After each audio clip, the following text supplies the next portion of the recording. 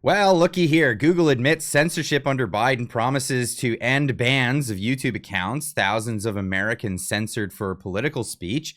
Some accounts come back, and mere hours later, they're taken right back down. Let's get into this. Ladies and gents, welcome back.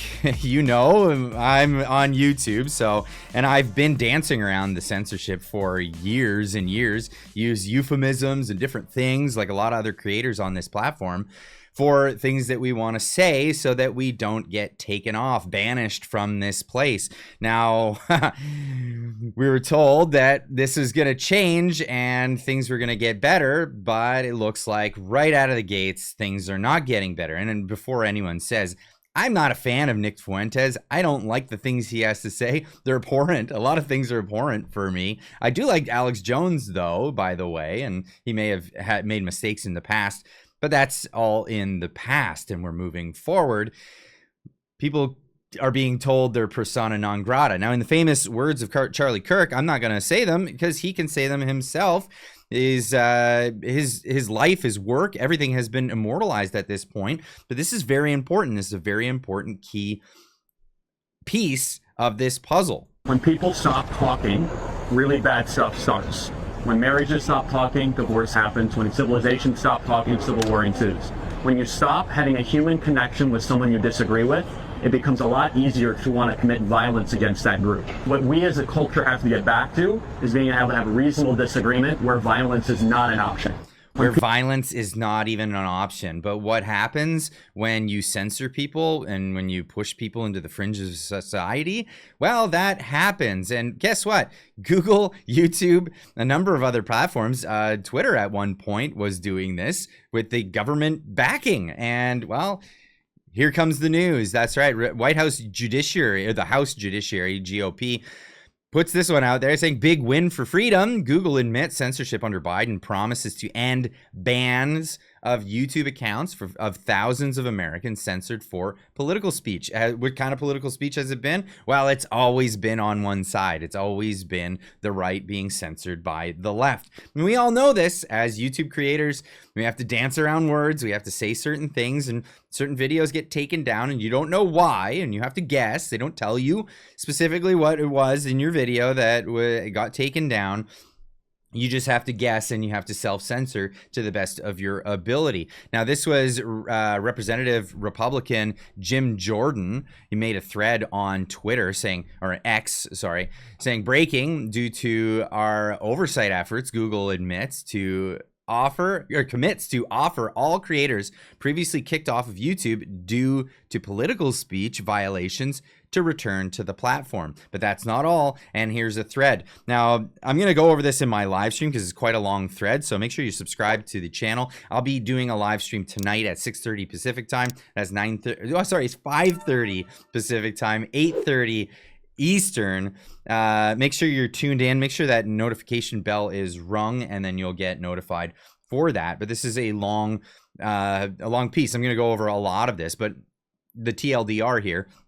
YouTube admitted that Biden administration helped to censor, pressure, and get people off the platform.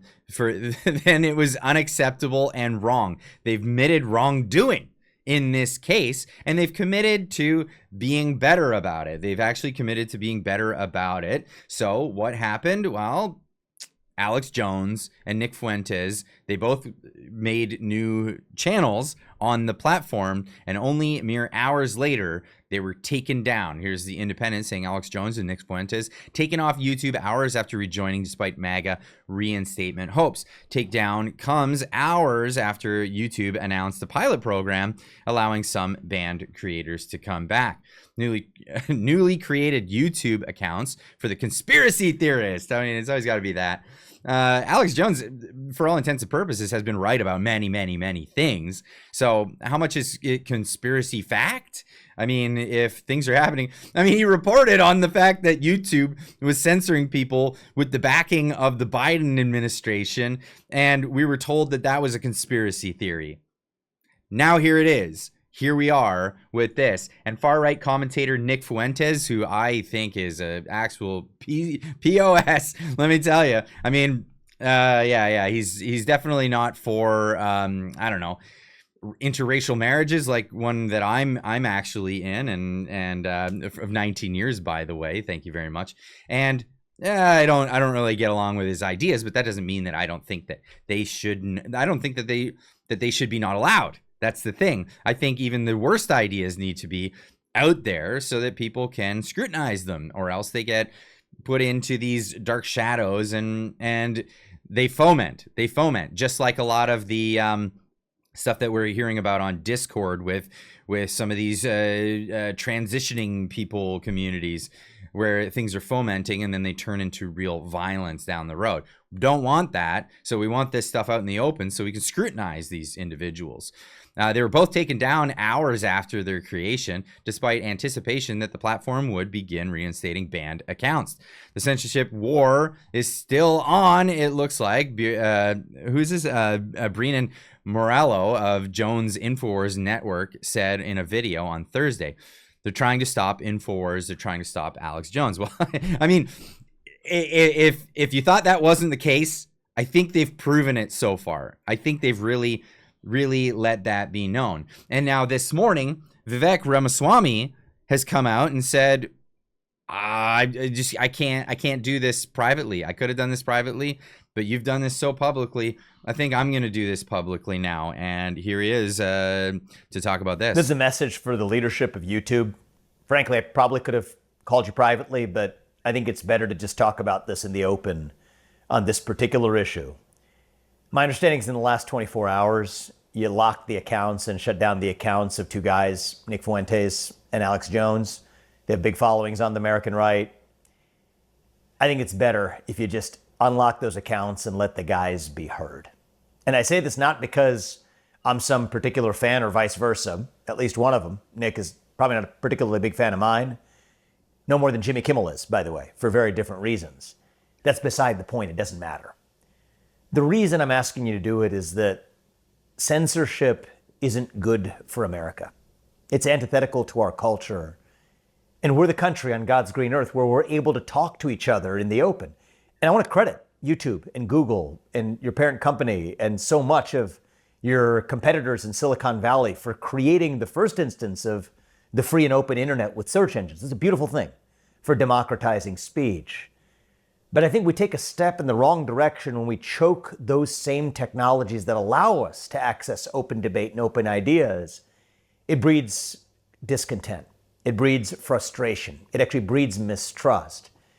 If you tell people they can't speak, that's when they scream. And if you tell people they can't scream, that's when they tear things down. So I think free speech is a precondition for peace. It's a precondition for the scientific method. It's a precondition for our shared unity, our shared national identity as Americans. Now, I can understand why you might think that certain types of speech or certain things that are said that are hurtful to other people or that may spread misinformation or may they count as violent or dangerous threats shouldn't be allowed on your platform. I personally take a broad view of what type of speech is an expression of an opinion that's protected, but that's a separate discussion about whether somebody says a particular thing that you think doesn't belong on your platform. That's one category of speech moderation. There's a different category of saying that you may demonetize certain people. You're not going to pay them, that even if they're able to speak on your platform, it's not necessarily their right to be paid for doing so or putting advertisers next to their name. That's a separate discussion. Personally, now, I'd like to pause that just there. This is a really important point because we learned just recently that, and he's winking, we learned just recently that Destiny was demonetized on YouTube. Now, this is previously has happened to Louder with Crowder, Steven Crowder, and many other people on the platform, but they were still allowed to produce on the platform. Now this is different. This is them being banished altogether, as Vivek is pointing out in this case. Those people, they weren't shut down. They were shut down from making money on the platform. But this case is these two individuals are just not allowed on the platform whatsoever. I don't like any of those forms of speech suppression as a general matter, but at least those are discussions that reasonable minds can have. There's a whole separate third category of censorship, though, that I think is particularly harmful, which is the idea that just because of who you are, your name and who you are, you don't get to express any idea, whether it's misinformation, hateful speech, whether it's dangerous or whatever you deem it to be. Irrespective of that, you're not making that judgment. Just based on who you are, you don't get to speak. I think that breeds mistrust. I don't think that's good for our country. There's legal arguments to be had. I've made legal arguments elsewhere in my books, in Wall Street Journal pieces, and there are legal arguments that you could construct that say that if a tech company is protected by Section 230, a government-created shield of immunity, that if a tech company is responding, even indirectly, to the threats of government officials, maybe that is actually even a legal First Amendment violation. That's not even what I'm talking about right now. What I'm talking about is not a legal point, it's just a cultural point. It's the question of whether this is good or bad for America. And I think we live in a moment right now where when we tell people, whether it's the government or even a powerful company, when you tell people that because of who you are, you deserve not to be heard, I think that actually divides us. Even if it's done with the best of intentions. Absolutely. Even if it's done with the best of intentions, it's going to create more division, which is something we do not need in this moment in history. Absolutely. What we need to do is we need to come together. We need to see more dialogue, and we need to thwart the threats of violence, because that's what we're seeing a lot more of, especially on the left. And not just threats of violence, but actual acts of violence that have been perpetrated from this kind of division. So I'd love to leave this one with you guys. Of course, I'll be covering more of this in the live stream, so tune in tonight at 5:30 Pacific time, 8:30 Eastern. But we'll be talking about this censorship and the idea that how can, if you make someone a persona non grata, well, what does that mean? How do they operate? It's not. Are you sentencing them to death? What is it that you're trying to accomplish with that? Because the fact is, these people do have followings, and where is that following gonna go? Do you want it to be in the open air where everybody can scrutinize these ideas, or do you want it to be hidden down below where it can foment and it can turn into something else? Now, we have been seeing fomenting of these ideas, but a lot of it on the left, and it's turned into real violence. I'd love to hear your opinion on this. Leave a comment in the comment section down below. If not, we'll see you in the live stream tonight, 5:30 Pacific time. We'll see y'all then. Keep on trucking.